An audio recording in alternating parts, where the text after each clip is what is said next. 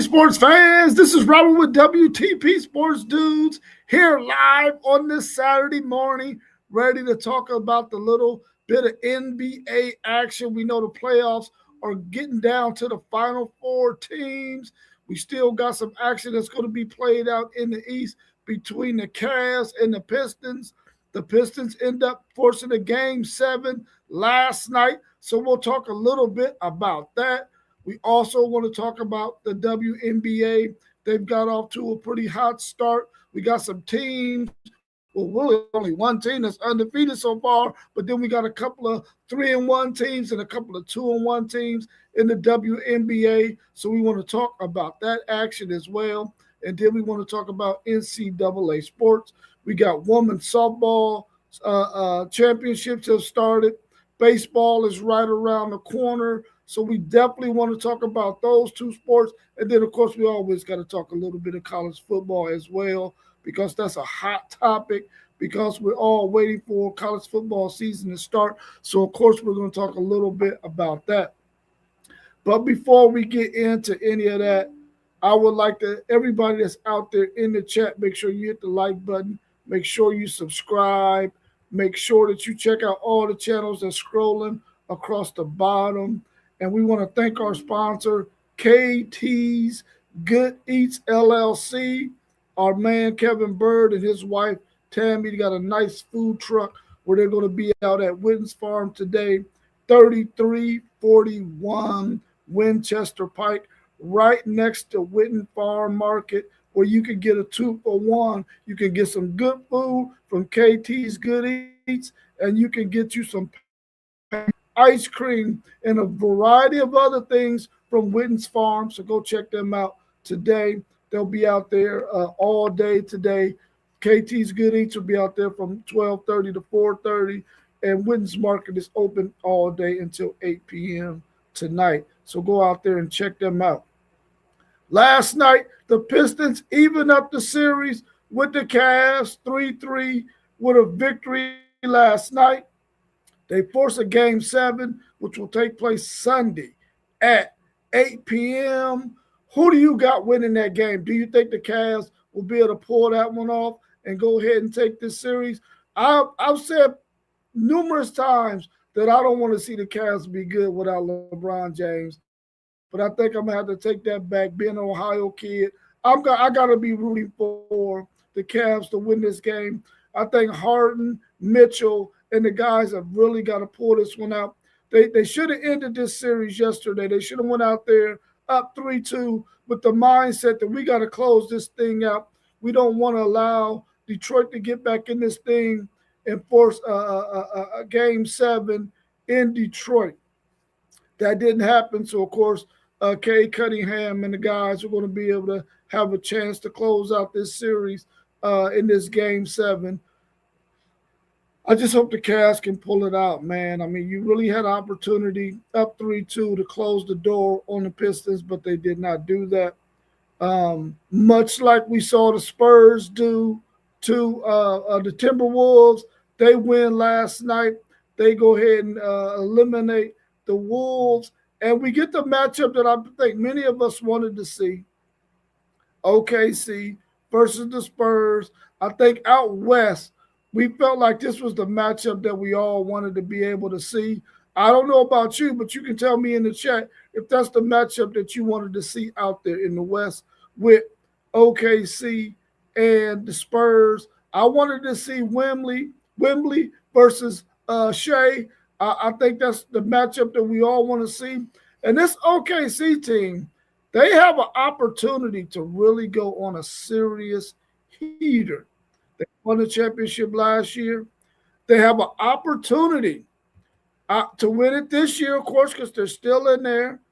And I think they got a chance because they got 2 first-round picks in the NBA draft. They got an opportunity, y'all. They got an opportunity to mess around and 3-peat, possibly even 4-peat if they can keep the nucleus of this team together. We know they ain't going to send Shea nowhere. So I think this OKC team really has an opportunity to win back to back to back to back. Now, that's hard to do, But let's bring our man T1 in to the show. T1, how you feel about the Cavs yesterday not ending that series with the Pistons? Your Cavs, by the way. How do you feel about that? And welcome to the show. How you feeling today? Feeling great, but not feeling great about that game. I felt like if we didn't close it out at the crib, it's gonna be bad for us in Detroit. Uh, as a non-betting man, I will put my money on Detroit, even though I'm a Cavaliers fan. I put my money on Detroit, and if the Cavs win, I'm happy. But I'm not feeling confident about going up to Detroit and getting this victory. Although we did get a victory the last time we was up there, I'm just not so confident that we could go up there and do it again with that uh, series on the line.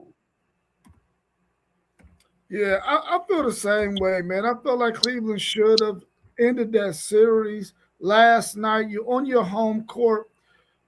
Your stars have got to go out there and end this thing.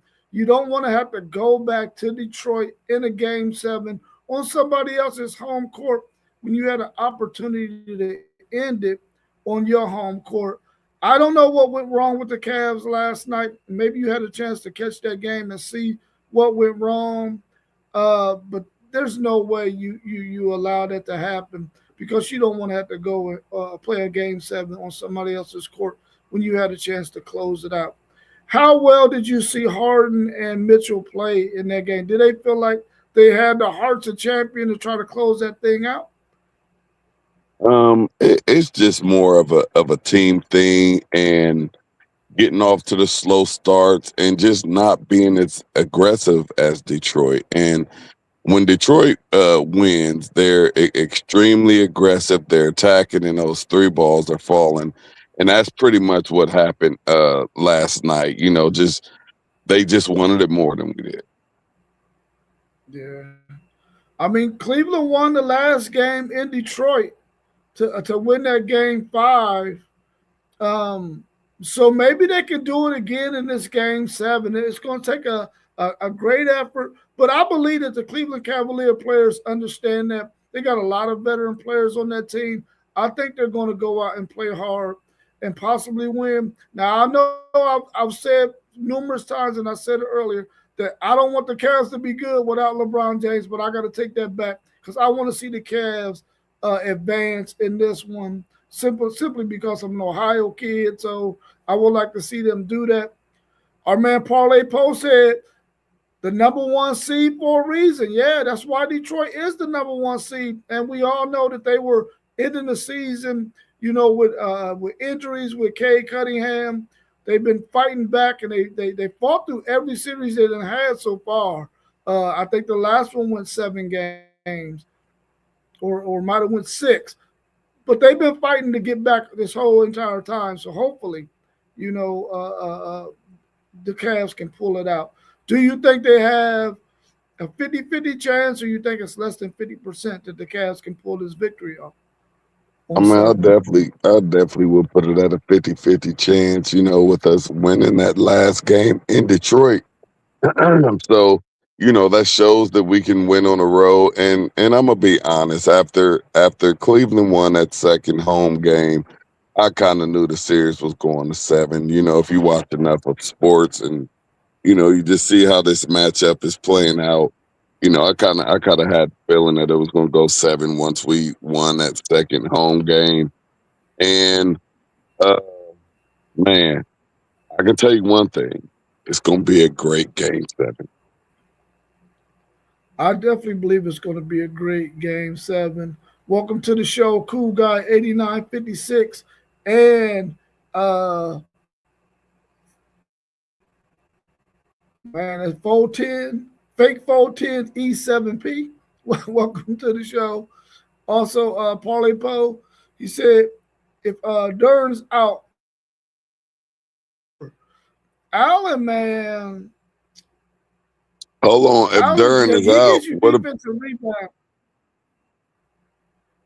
What He you said say, if bro? Durham outplays Allen, he said if Durham outplays Allen, it's over. They need more out of Allen for the Cavs because he's just a defensive guy and a rebounding guy. But he gotta get some offensive boards and putbacks. I think for Cleveland to be able to really win this game on in this game 7. What do you think about that matchup, Durham and Allen, the bigs for both teams? I mean, that's definitely what Parlay Post said. That is definitely what gets Detroit the victories. Durn, I mean, he's a man, man. He's a man, and he's aggressive, and he's like a quiet bully. You know, he's not real loud, but he put in that work. He's like a quiet bully and like a player that you would love to have on your team. And we don't have that type of player. And when I see teams like Detroit that has those type of gritty, solid, strong, aggressive players down there around the basket, it just takes your team to another level. Yeah, I agree. I agree.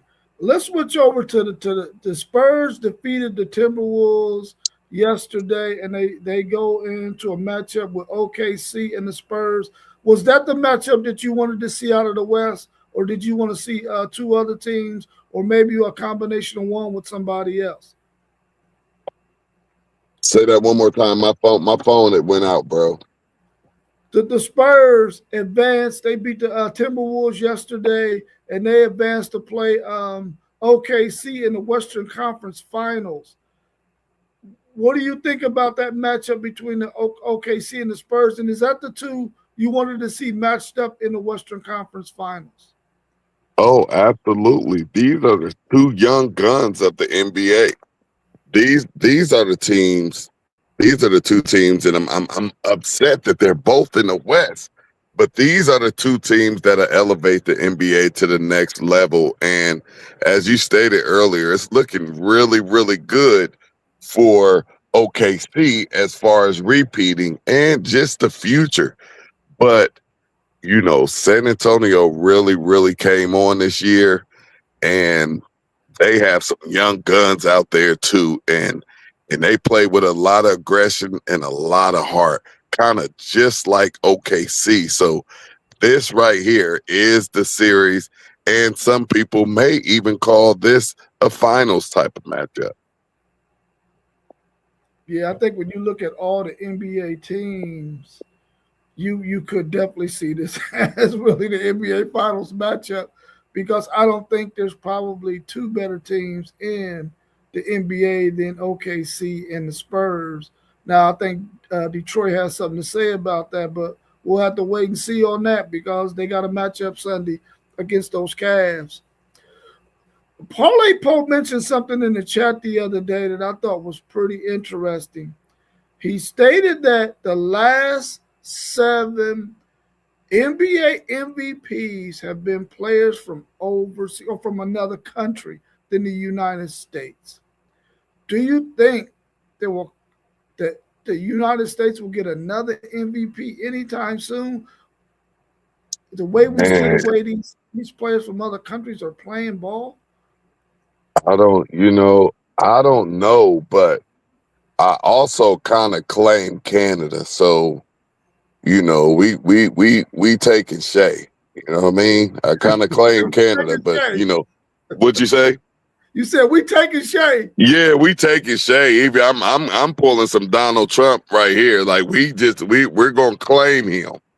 You know, we're gonna claim him. We're gonna take him, and he looked like us. So we're not calling him a foreigner or somebody that's from overseas. He just right uptown and upstate. So we taking all of that. We claiming that. But with Wembley out here, Shay's still out here. The Joker's still out here. I mean, I'm Luca out here. The Greek Freak. I'm not sure what Americans are next in line for MVP. So I'm not sure about that. I think they may continue to run. Yeah, it's Man, I think they're gonna continue to run too, man. I just don't know if players like Edwards and a couple of those other guys are even ready to, to seize the moment. I mean, they're really good players, but I don't know. I don't know if we're going to get a MVP anytime soon from the United States. Now, if we claim the Shea, then yeah, we're gonna probably get one. Yeah, I'm Uh, claiming Shea. They can't just get Shea. so they just can't get Shea. Nah, they can't just get him, man. He from Canada, and he look like us. He don't look like Steve Nash. Yeah, yeah, that's very interesting because I think before I think Elijah won it, and then of course Steve Nash won it the few times he did. But outside of that, those two, it was really an American-born players MVP. They was winning it hands down every year. You didn't know if Bird or Magic was going to win it, and then when the game down to it, you knew Jordan was going to win his share. Uh, so you just knew it was going to be that way. Let's welcome our man Parlay Poe to the show. How you feeling this morning, Parlay Poe? Man, I'm good. I can't complain. Ain't nobody gonna listen to me. How y'all fellas doing? Great, Doing what it good. do, parlay? We definitely want to get your take on that Cavs and Pistons game yesterday and what you think the outcome is going to be in game seven. And then we talked about, you mentioned in the fact that the last seven MVPs in the NBA have been players from other countries. We want to get your take on that one as well. Well, the Cavs, I ain't gonna say they dropped the ball, but they need more help than just Harden and Mitchell. Like Allen, the big guy, and Mobley. Mobley was like what 2 years ago, all world. Where Mobley at? He supposed to be the X factor. That's why I understand. But if Doran, like I said, if Doran outplay Allen, the series gonna be over because the skill position players they cancel each other out. Like Cade and Mitchell, they cancel each other out, and then Tobias even playing better. You know what I mean? Then they got the Sore Thomas. They putting him on hard now, so it's gonna be a different game. Game seven. Yeah, Agree yeah. with you, Poe. Let's get your thoughts on the OKC and Spurs series too. Before you give us your thoughts on the last seven MVPs being from another country. Yeah, this a series we've been waiting for. Like Wembley, he gonna be matched up against Holmgren, but they got similar games. Both of them can shoot the three, but think about Wembley. Wembley more active around that basket than Holmgren. But this Shea, Castle, all these skilled players right there, this about to be a dandy, man. This must see TV right here. Just like T1 said, this supposed to be the finals right now. This Yeah, gonna Yeah, be a yeah. this is. dandy. I ain't missing that. I ain't missing none of them games. I done missed a game or two here and there. But not in my Cavs, but with OKC and San An. But I'm now. I think the NBA is good. Like during the season, you can get some times and some stretches where you don't care nothing about nobody other than your team. It just ain't that exciting. It's exciting now. Yeah, yeah. I think what's name messed up the series, man. KD not playing this year uh, in the series, and the Lakers not being at full strength with Luca. They think Luca's first year, a couple years there with him and LeBron and AR-15 that they could have made a go at it because their last couple games they played well together before the injury to Luca and AR, and they was getting their legs up under them. So I thought the Lakers had a nice little push going until these guys got hurt. So the West, when them guys got hurt and KD didn't play, so it was on schedule for OKC and the Spurs to meet right now where they are. Yeah, for sure. I agree with you, though. It would have been nice to see a full strength Laker team and a full strength Houston team, not just KD, but Van Pelt out there as well. Yeah, But I think he was out for the whole entire season. So, it would have been nice to see those teams at full strength and we get some more competitive games, out of those two teams. But I think the NBA had some really, really good playoff games, and I'm very interested to see, the Detroit, not Detroit, but the New York and Detroit or Cleveland matchup as well, but mainly New York and Detroit, because I don't know if Cleveland can do anything different than they did last year if they match up with New York. I think New York is playing at a pretty high level right now as well, and I could see a New York or even a Detroit banging with OKC. Yeah, I got two questions for you. Then I'm gonna go to Mossberg's question that he has in the chat, and I think one of the questions I'm going to ask is in relation to one of the questions that he has as well. First off, is the situation with LeBron James. What should the Lakers do, and should they part ways with him and Bronny? mm, Should they mm. part ways with who? LeBron and Bronny. I mean, I I think so. But you know what? I don't think that Bronny has been playing real bad. And then when you look at him as compared to the players who were drafted around him, whether that be before him or after him, I've seen some growth with Bronny.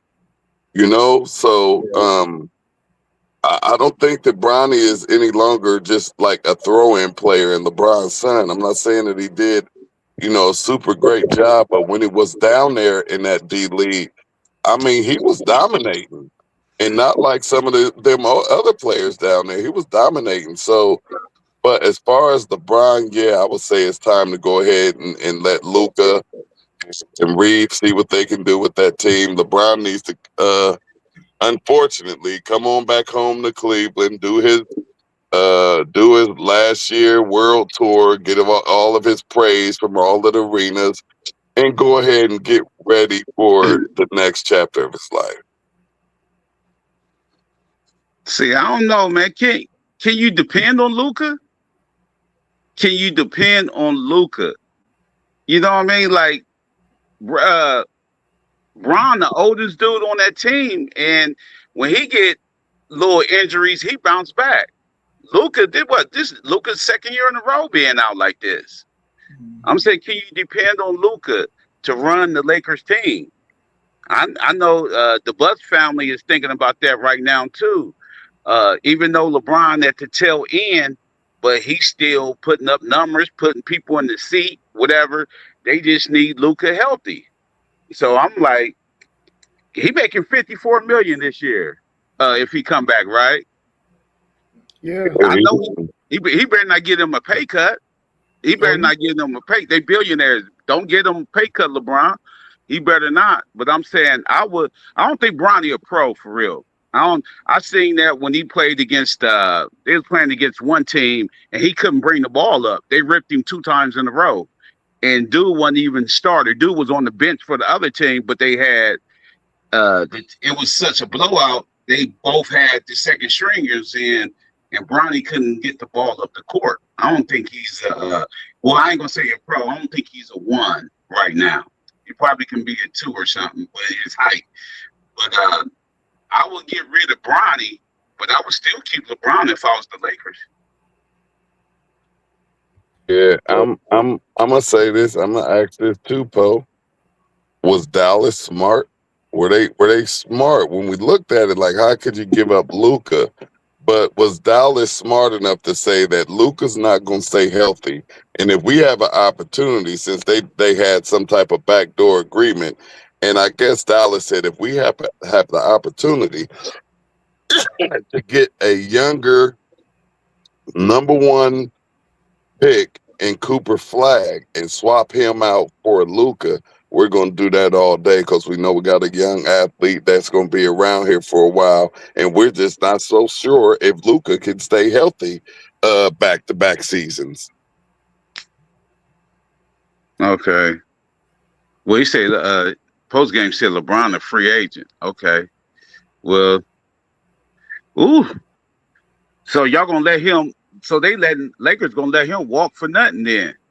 Yeah, If they he can't get none. He can go. That's why I say it's like, and we know this upcoming season is his last season.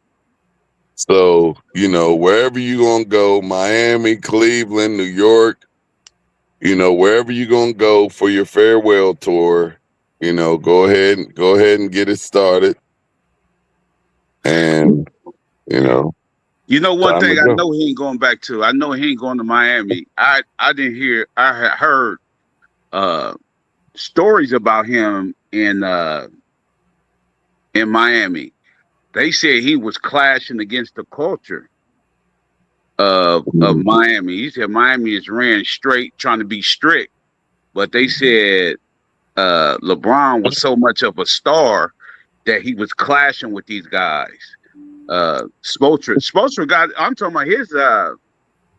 It's time for him to go for real. I think.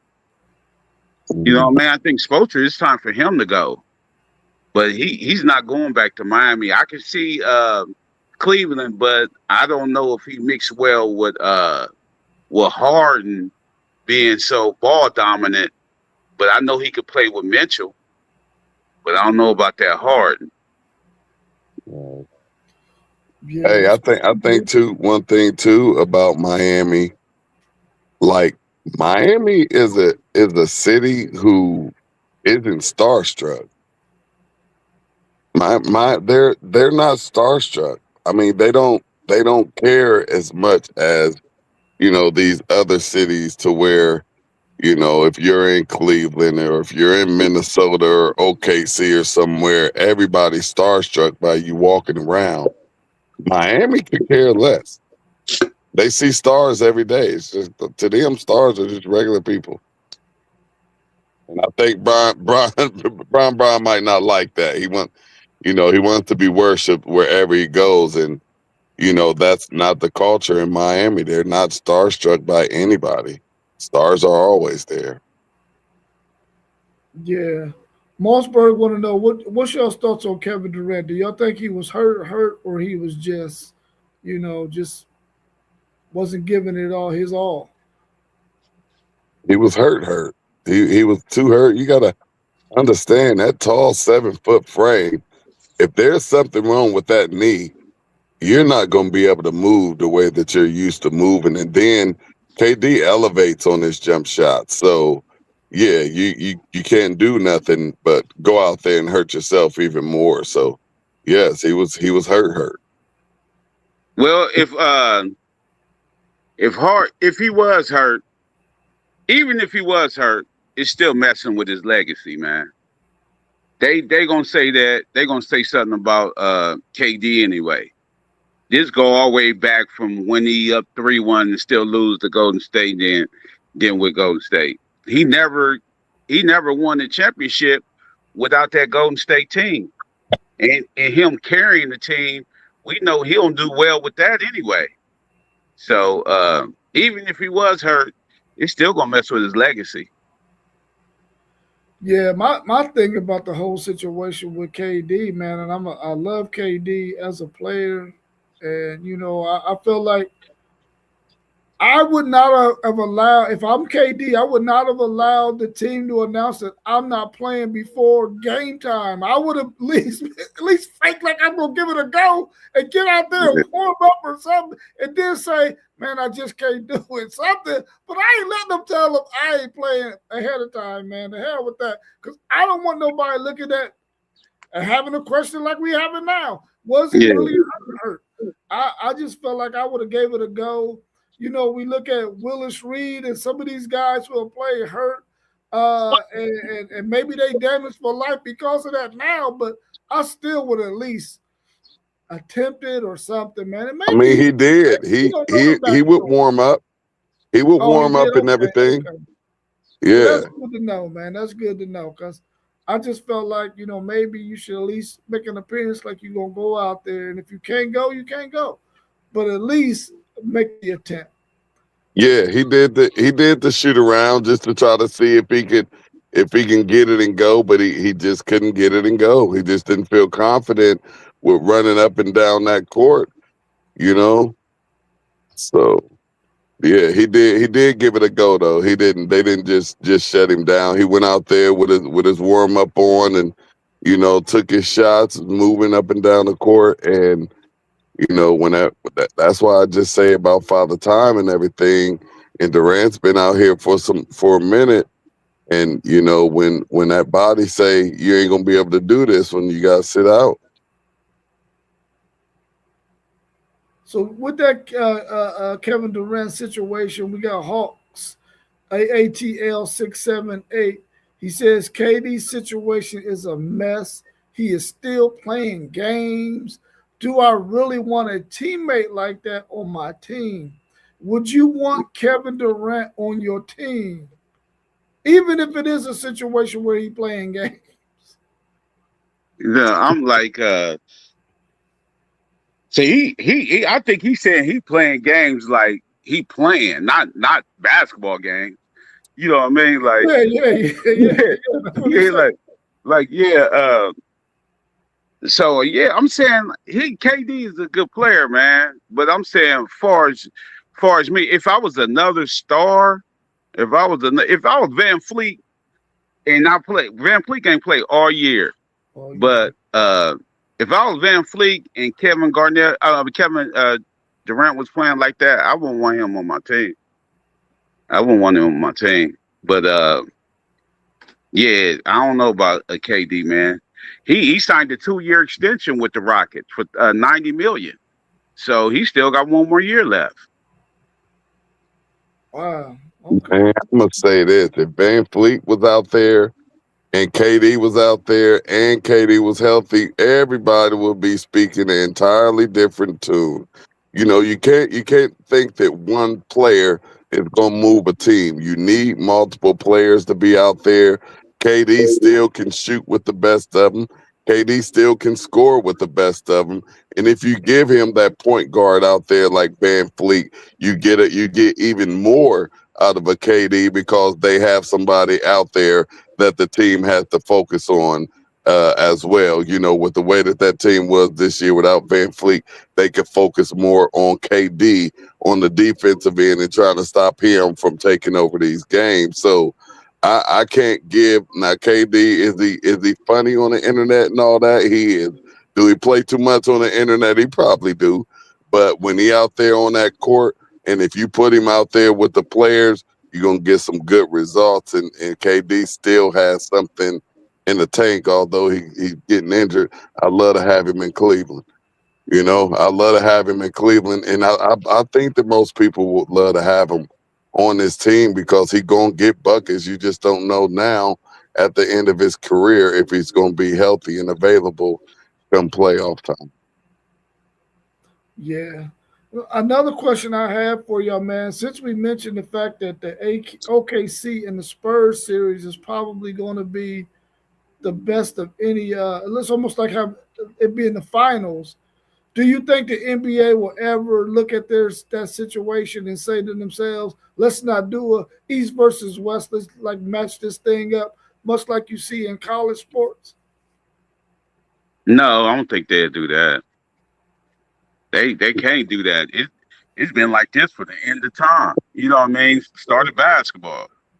So I don't think they'll do that. Yeah, I don't think neither basketball or the NFL will go and just open it up and take away the Eastern and the Western Conference champions. I don't see it happening. Yeah, we talk about it. I think it's just great conversation for sports talk. I don't ever see it happening because I mean, if you wanna win it all, get out of your division. Go win your division. Go win your conference, rather. So Yeah. Yeah. The reason why I asked that, man, is because I think over the last couple of years, we've seen some competition in the playoffs. Like last year, when you look at the NFL, when you look at that Seattle Seahawks and that Rams game, that seemed like the Super Bowl matchup. And the year that Michigan won it, that Michigan and Alabama game, that game seemed like it was the freaking national championship game. The way it all played out, because Michigan went on to blow out freaking Washington, and uh, the Rams, I mean, they just dogged the Patriots last year. And in other sports, you've seen it as well. I just was wondering if maybe they even thought like that to try to set it to where they compare the two best teams, put them on separate sides, and then see if they could possibly meet at the end, as opposed to at some point in the playoffs. Let's turn our attentions to the WNBA. Their season started off. The Dream is 2-0. The Aces are 3-1. The Liberty's 3-1, and the Suns are 0-4. Do you think the WNBA is going to look at this next season once it ends and find a way to get better players on those teams that are finished towards the bottom, outside of giving them a high draft pick? I'm saying, Go go ahead, ahead. Paul. But I'm saying, how would they get better? Instead of the high draft pick is they trying to get them better. You know what I mean? A high draft pick is trying to get them better. It's like if these girls gel, these girls gel together or being coached right, But most of these the young girls in here, they balling. AJ hit 45 last night or something. Yeah, so I'm like, it's if they gel or not. Like I don't know how you can get them better without giving them the number one pick. Like how else can you get them better? I mean, you're just gonna have to hope that these young players can come in and be stars, because you have to remember that the WNBA is expanding next year as well. So, will the rich stay rich, and will those bottom feeders and mid level teams, will they just stay there because there's just not going to be enough talent on these teams to overpower these teams who have multiple stars out there and a superstar? Yeah, I know they have 15 teams now. Are they expanding to what, 18 maybe? Yeah. And then that'll give them an odd number on in terms of if they have them in conferences. Would that put them at an odd number, 9-9, or do you think they're going to just go to 16 and have 8-8? Yeah, we're gonna see. Yeah. I agree, Parlay Paul. I mean, if you get them the number one draft pick because they were the worst team in the league, then that's the only way you can help them. I guess you just gotta hope that if you compile enough really good picks, that eventually over time they'll get the experience and then they'll become a much better team than what they were the previous year or few years.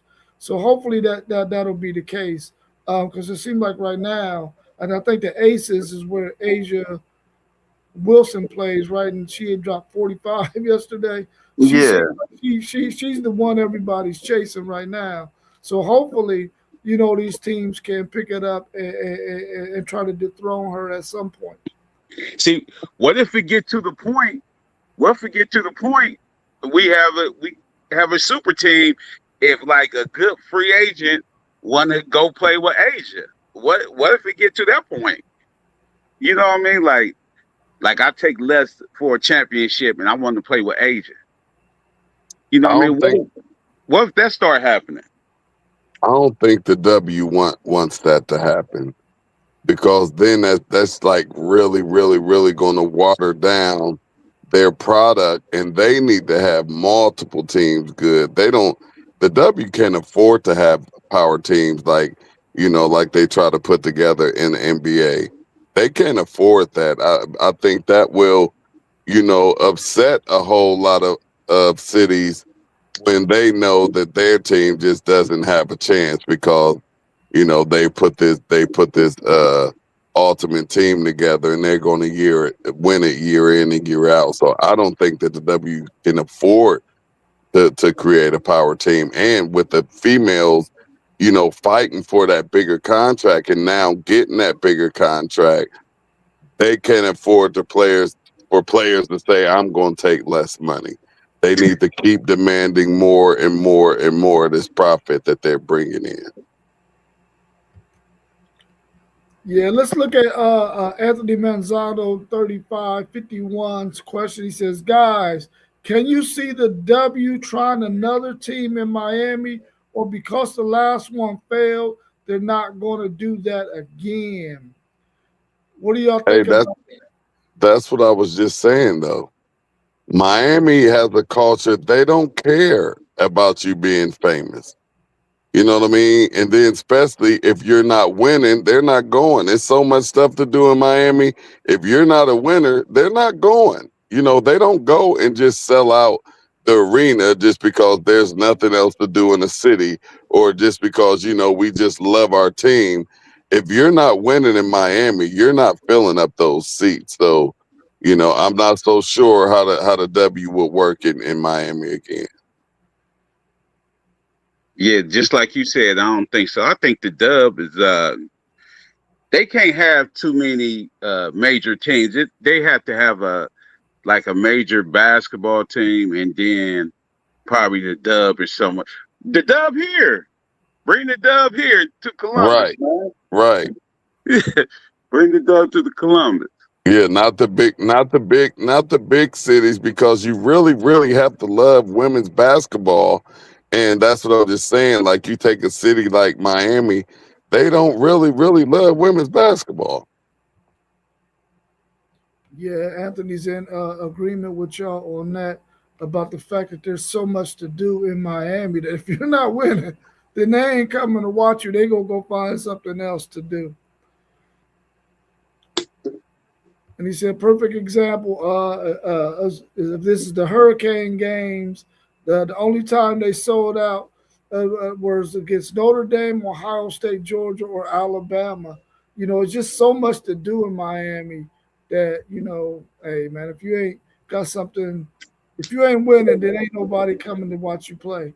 But I would like to see them come to a smaller market where they don't have as much competition. And I think that even though we got the Blue Jackets and things like that, people go to Blue Jacket games, people go to Clipper games, people go to the soccer games. They will definitely, I believe, support a women's WNBA team here, or it may be even in Cincinnati as well. Even though we know they got one, I think, in Cleveland, or Yeah, there's one in Cleveland. it's Cleveland. But they should have brought that baby to the bus, man.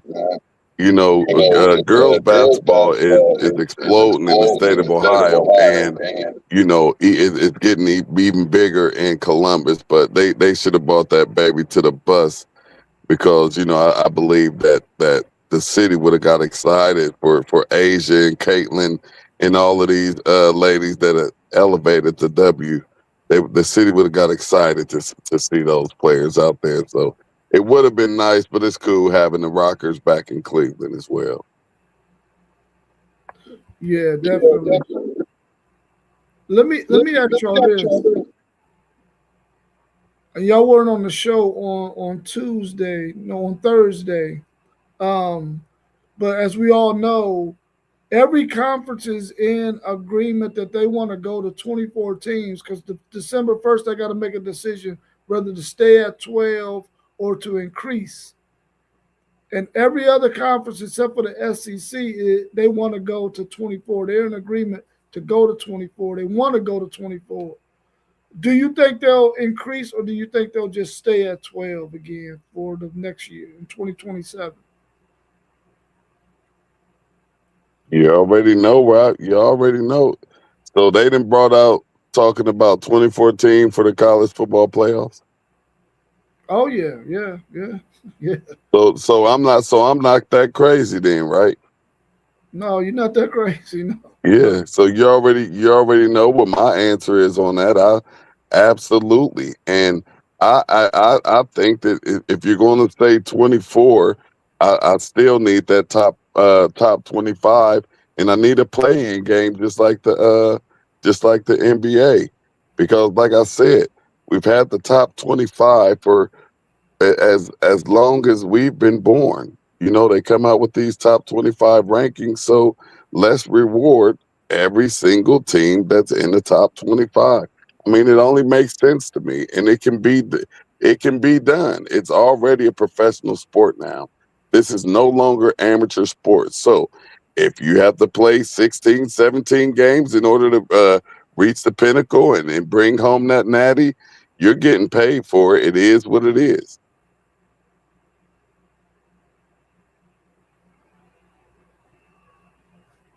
That's my Oh, my take on bad, it. Parlay. No, my bad, Parlay. Go ahead. Yeah, exactly. Like you said, they getting paid for it now. So eventually this was going to happen. Um, yeah, man, it's professional sport, like you said. So SEC gonna have to come on in. If this all about the money, they got to pay the NIL. So the school can help out with the NIL now. So they fill up these stadiums. That's more money for them. You know, so they gonna have to have the CFB like 24 teams. Yeah, because the commissioners in the the commissioner in the ACC and in the Big 12. Well, you know, the Big 10 commissioner kicked it off first. He the one who said we need to go to 24, and then the other two conferences are in agreement. Of course, the only one that's holding out right now is the SEC. But I think the SEC will end up going along with it if they can get a guarantee that they can probably get 6 freaking automatic bids to get in from the SEC, and they will probably want the same for the Big Ten. And so they'll probably try to team up with the Big Ten and say, "Hey, listen, if they guarantee we can both get 6 apiece, then yeah, we'll go ahead and go with that 24." But I think it's going to end up at 24 at some point in time. I just don't know how they're going to adjust with those bowl games, how they're going to do the calendar, how they're going to do the regular season. But I think 24 is probably almost inevitable that it's going to happen at some point in time. Our man Anthony Manzato wants to know, do y'all, because he's talking about the SEC, but I think we're going to put the Big Ten in this as well. If you're in the Big Ten, would you like to see a combination of Miami and Florida State, Miami and Clemson, or Florida State and Clemson, or Florida State and Clemson?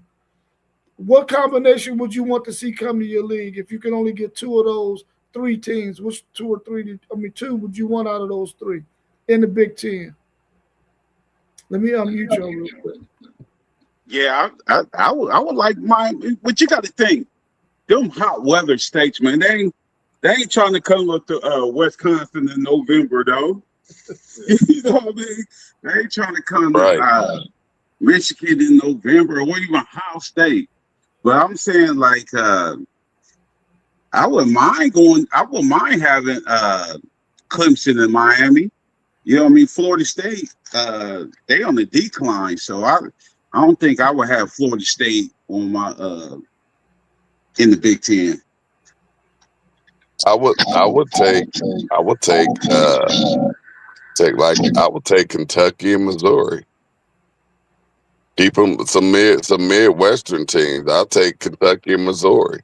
Well, you know they ain't leaving the SEC, but we're talking about just those 3, combination of those 3. That's Anthony Manzato's question. I would take Florida State and Clemson in the Big Ten. I would love it.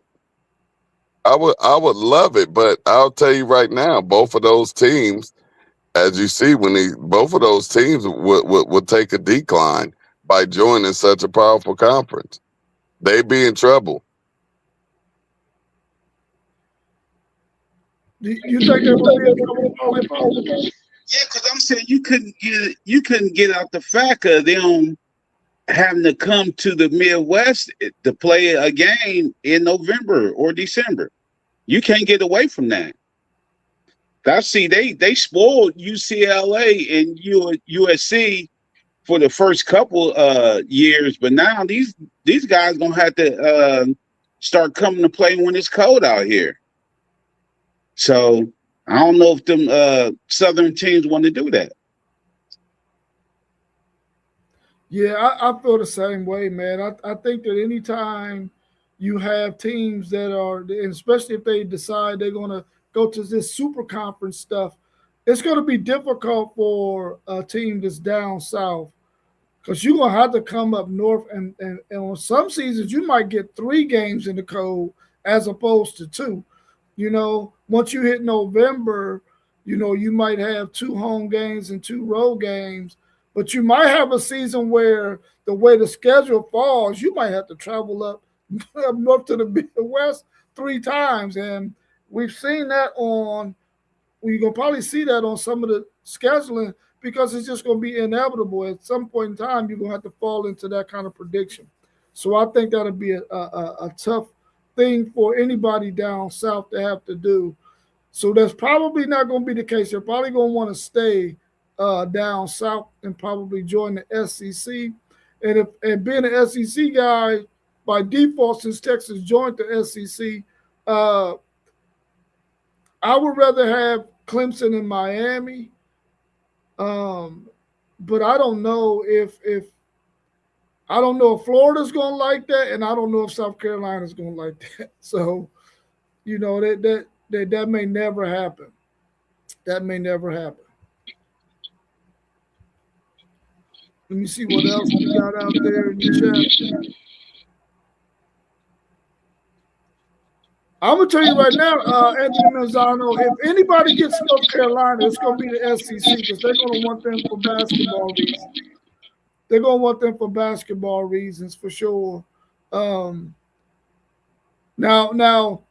the other names you're mentioning, Pitt, Virginia, some of them they can probably go and play in the Big Ten because they get some bad weather there too. So they will probably be okay with that. What do y'all think about those other teams that he mentioned from the ACC possibly joining the Big Ten? Because I think at some point there's going to be 2 super conferences. Yeah, just like you said, some of these ACC teams is like basketball schools, and you'll want them for basketball because they do bring in that revenue for basketball, especially the Duke and North Carolina. With Duke starting to show promise in football too, though.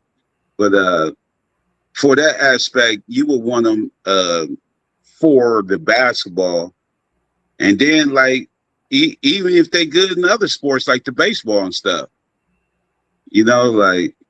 but joining that Big Ten for the football and stuff, I don't know. Hey, I take Duke or North Carolina in the Big Ten. I take them over Clemson and Florida State. Yeah, do y'all think that if they were to go to 2 super conferences that they would do this thing regionally and based on the fact that you got weather situations and you don't want to have teams traveling all the way to the West Coast from the Midwest and teams from the West Coast traveling to the Midwest? Do you think they would make these 2 super conferences regional? Well, we already have the hot UCLA's and USC's gotta travel and come to the Big Ten. So we've already done it. It's already done. So now that landscape is pretty much out. When we took those West Coast teams and put them into the Big Ten, that just says that we can go grab somebody from anywhere, whether it be Florida or Texas. It don't matter now. It's just, are you willing to come over here in the Big Ten and get this money? Because the Big Ten pays out a whole lot more money than everybody. We pay.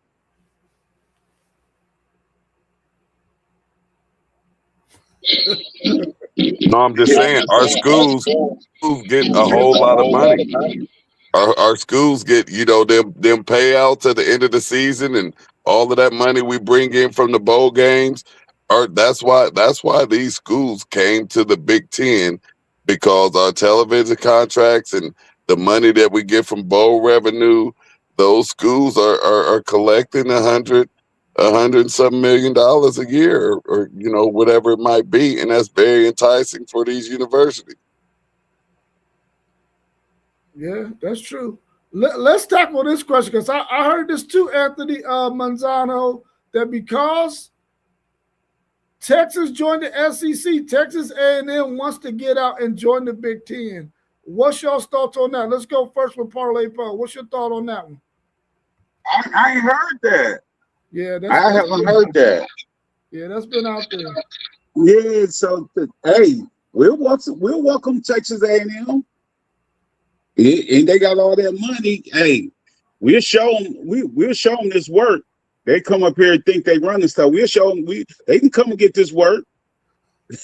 They definitely come and get this work. What you think, T1? Would love it.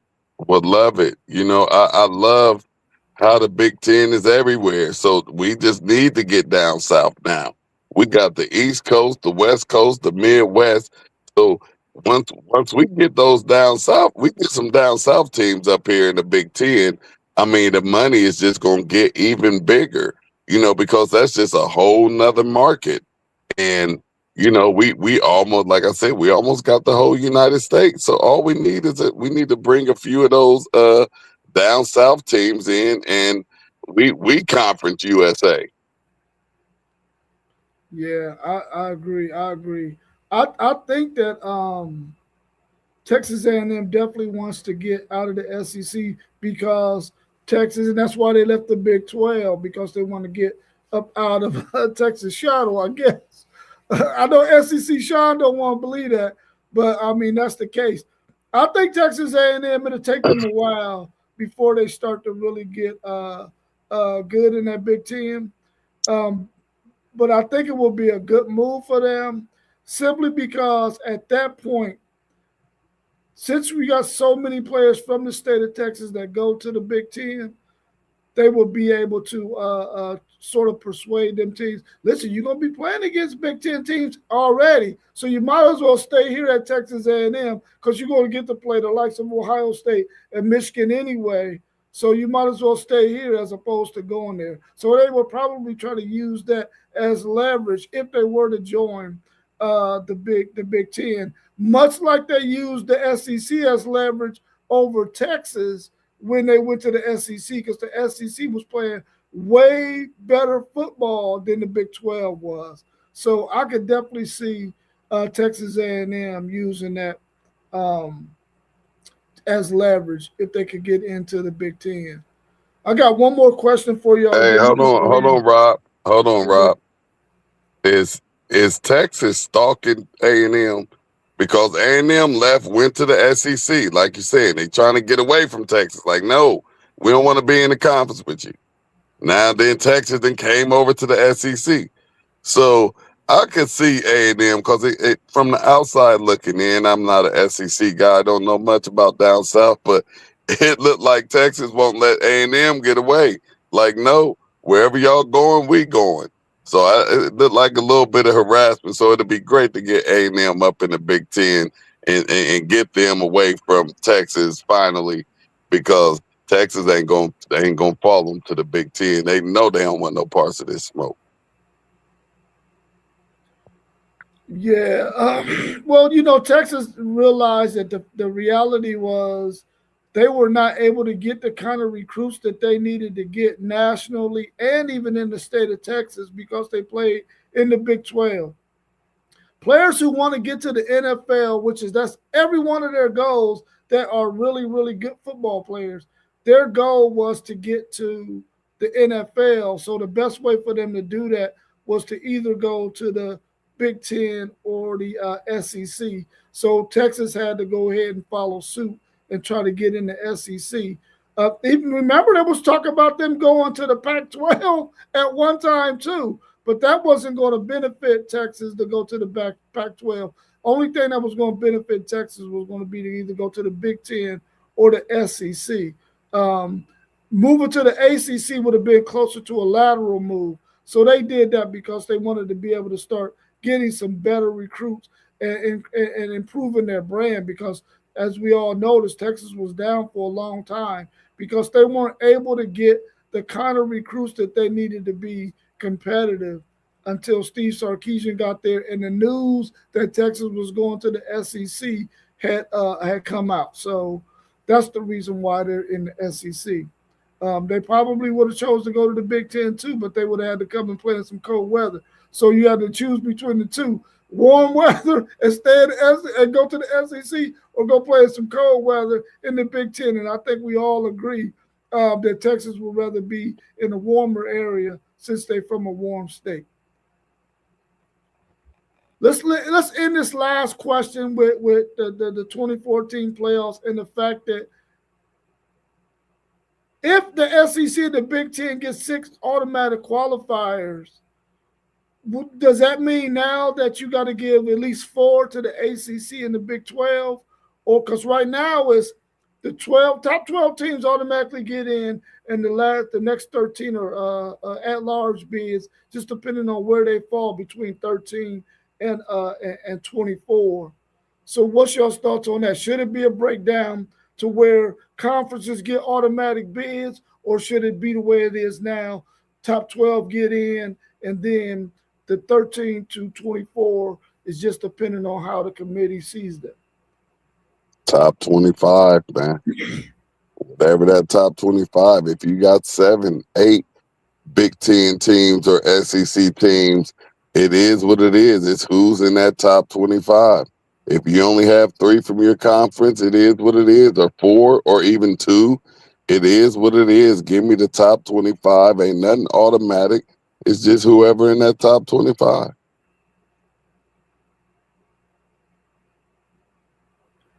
Oh, my bad, Paula. Let me unmute you. What you think on that? Yeah, I agree with T1 with that. The top 25, because you got to think, what if 6 or more Big Ten teams and SEC is in the top 25? So they don't get to get in? So just the automatic 6 get in? Well, What if it's like... If they fall like, in that 13 to 24, then they got opportunity to get in too. Yeah, that's what I'm saying. What if it's like 6 or 7, like if they fall from if they rank 18 or 19, they Big Ten teams or SEC teams. You know what I mean? Like they get into it, it'd be a better game than you seeing somebody else that just creeped up in the top 25. It'd be a better game for a Big Ten team or something. And there'd be more money too. Because we know these small schools, they ain't faring well when it comes to the these bowl championship games. Yeah, I believe that it should be whoever the top.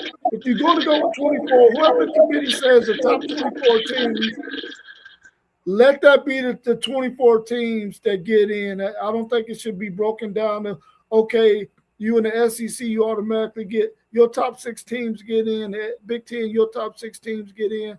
I don't think it should be that way either. I think whoever the committee think is the top 24 teams in college football at the end, then those 24 should get in. Now, if this does happen and they go to 24, then that means conference championships will probably dissolve and we won't have conference championships anymore. How do y'all feel about conference championships going away? Cool with it. You cool with it?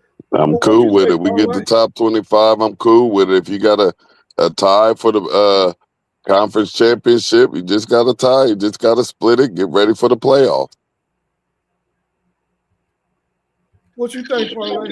Yeah, I agree too. Because I'm saying there ain't no use to playing an extra game if somebody get hurt in that championship game and you need them. So let me ask y'all a question. What would you do for all the other little bowl games then? Well, I think they're probably going to take those bowl games, and the bowl games will end up being those games from play between teams 9 through 24.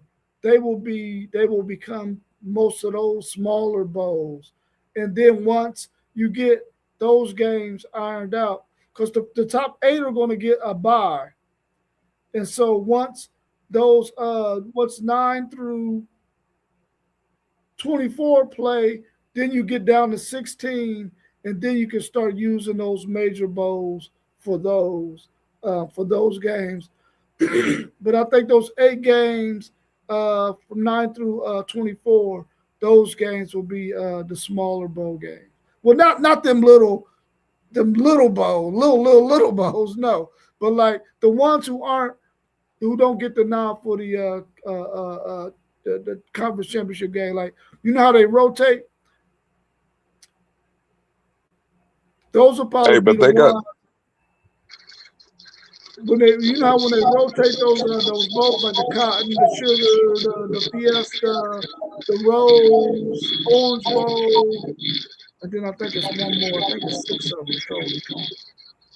They will probably, those games probably won't come into effect until after it gets to the final 8 games. Or, yeah, 16 teams. Yeah. Hey, but I think I love the home games, but they have to give those home games to the top, to the top four, the top eight. They need the home games. They need to bring in some of that revenue.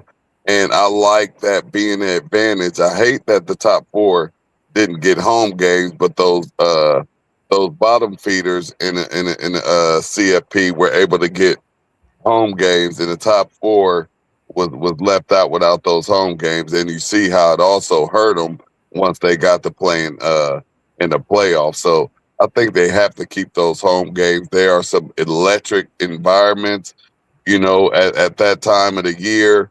And, now you also can bring in the element of football into it. If, someone has to travel up north, which is something that we have been wanting forever in college football. So they have to keep those home games, but this time it has to be an advantage for those top teams.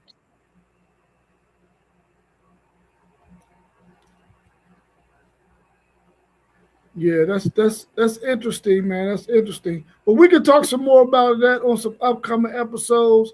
But I appreciate y'all for making it out today. Thank you, Anthony Manzano, for all of your comments and your questions. Hopefully, you can catch us again tomorrow at 9 a.m. Our man One Take Zaya should be hosting that show. So hopefully y'all can join us then. But we're gonna get out of here for today. I appreciate y'all joining. Let's have a good rest of our Saturday, and I'll be talking to y'all soon. Y'all know the deal. We was in the building. Now we up out of here. Peace. I love y'all, fellas. Love you Love you too, too, bro. bro. All right, y'all be safe.